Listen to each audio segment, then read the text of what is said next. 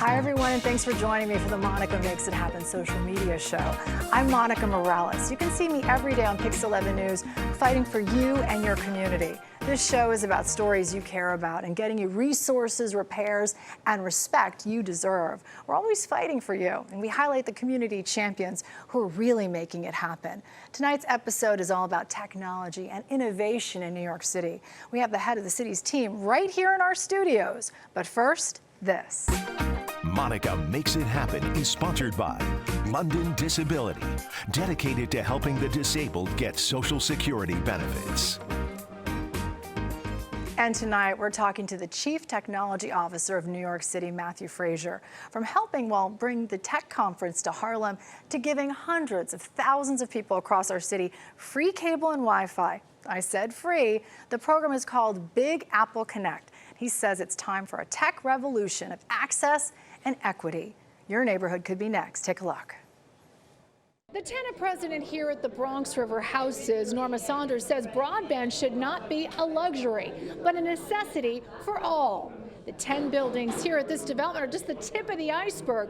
202 NYCHA developments across the city are now connected for free. Let's go, I'm signing you up right now. She sounds like a drill sergeant, but this tenant leader has good news for her neighbors. I don't want anyone to miss out. Every person who lives here is getting free cable and Wi-Fi. I'm happy for that. I paid too much before.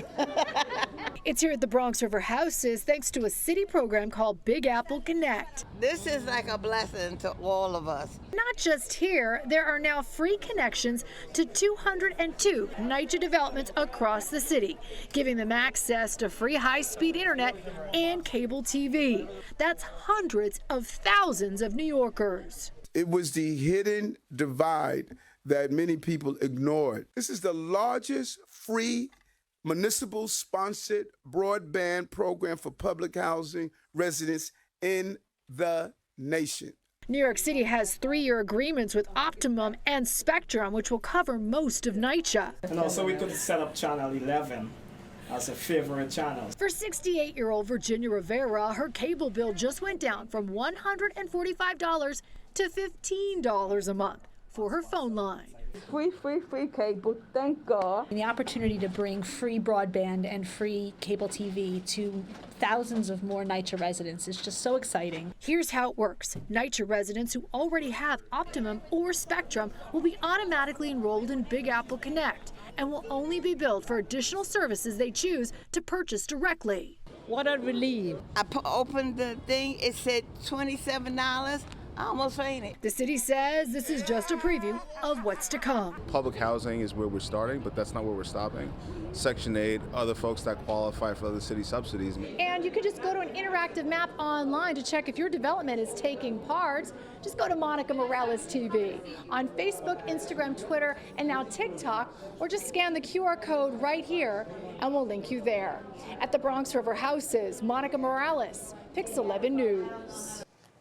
All right, and if you want to do business and tech with the city, well, this is the person you call. Matthew Frasier is here, the Chief Technology Officer of the city. Thanks, Matt, for joining us. I'm happy to be here. I remember that like it was only yesterday, and how happy those residents, specifically in public housing, were to get free cable, free Wi-Fi. I mean, this is a game changer, right, Matt? It's huge, it's huge. So for many people that live in the city, when you have to make a choice between paying for internet and getting basic TV or paying for food, I mean, the choice becomes very clear. You end up paying for food. Yeah. And as a consequence, you have a number of New Yorkers, especially those that are the most in need, whether those be older New Yorkers or kids that don't have access to a critical resource. So we saw a problem, and we saw a way that we could fix it, so we did it as quickly as we could. You did it within, what, 2 years? Is that right? Sure, yeah, within 15 months of sitting. Incredible. I mean, Yeah. 200, how many, 230, how many thousands of people? So did 300, this? 300 over 300,000 households, Yeah. 230 developments. It's amazing. So New York City has over 20% of the nation's public housing. Yeah. And now if you're a resident in public housing in New York City, you get broadband and basic TV as a basic human right. Yes, So it is. Yes, it doesn't is. cost you anything. It's free to enroll. And a lot of our families that we cover said that they couldn't watch their stories. They couldn't have access, and now they do. And again, that's thanks to the city. We have to talk about AI. We're doing a whole show on AI, and I can't wait to do it. And you're the star of that show, Matt. And there's a reason for that. New York City is leading the way when it comes to AI. We hear so many things, like bad things, but there are so many good things that will come out of AI, specifically with benefits. Yeah. So for artificial intelligence at the city, we wanted to make sure that we took a smart step forward. In order to do that, we created an action plan, which was the nation's first municipal program that focused on how you bring artificial intelligence across an entire city. Now we're looking at how we can bring AI to do everything from benefits to cybersecurity, just to making walking around the city even better. So for us, we've got a lot of things that are coming up over the next 2 years, and the public will see it in a very material way. And I know you're going to break the news here first on Pix 11 Of and course. my show, of course, first. But I mean, what's exciting is the benefits part. Already it's happening with childcare. Yep. It's happening with small businesses. I mean, it's already happening. Yeah, so from the benefits, when we looked at where we put AI, one of the things that we wanted to make sure was we put it in areas where we needed it. We didn't want to throw it somewhere where it looked good, but it didn't serve a purpose. Yeah. So childcare benefits as part of My City was one of the first things that we launched, making sure that New York City that needed help getting eligible childcare for their kids, they could get access to that as quickly as possible. Businesses, you came to the city, you want to start a business, you didn't know where to start or how to maneuver through the city's bureaucracy. We created a chatbot that was able to help you in real time answer questions around how do you solve those challenges. I love that, the chat bot. And we're going to link to all of this on our website, on our social media platforms. People are going to be like, where can I find this? Where can I find this? And a lot of times you have the resources, but people don't know about them. Yeah. Specifically the responsibility. Let's talk about the bad stuff of AI. There is a responsibility that we have. What kind of checks and balances are in place that the city's doing right now to make sure that AI is a good thing? Yeah, so part of our action plan was building an advisory network that's built of both public and private individuals to help us guide our use of AI. In addition to that, we have an Office of Information Privacy that's built on ensuring that we only use constituent data in a way, or people's data in a way that they expect. So, and if there's any breach of that data or any misuse, they also report publicly that happened. So for every technology that we employ, we put guardrails in place to ensure that they're used responsibly and that the public is well aware of how we're using those types of technologies. So we have not only internal controls to make sure that that happens, but we have also internal advocates that represents the public's needs in the city. What you're saying is so fascinating to me because it really is the future of our economy. And the JP Morgan Chase CEO, Jamie Dimon, said that it is going to be one of the biggest things for wealth creation and poverty fighting. Yeah. To say something like that, do you agree from a city perspective, from a public? That's the private sector saying AI is going to be a game changer within the next few years. We're going to see it rapidly. Do you feel the same way from a public standpoint? Definitely, definitely. Really? So we're at the next major tech revolution. Artificial intelligence will change how you interact with technology and how technology serves people. And the thing with AI is it's not about replacing jobs or replacing people. It's about enabling smarter decisions and getting people to make decisions much quicker.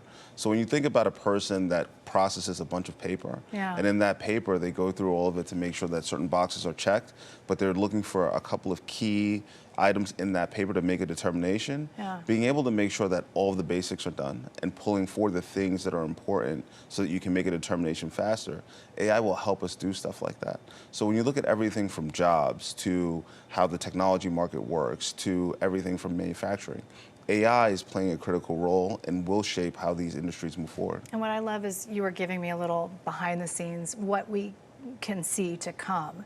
And you say that benefits, like if people are watching, they no longer have to be on the phone for so long. So many of my families talk about the red tape.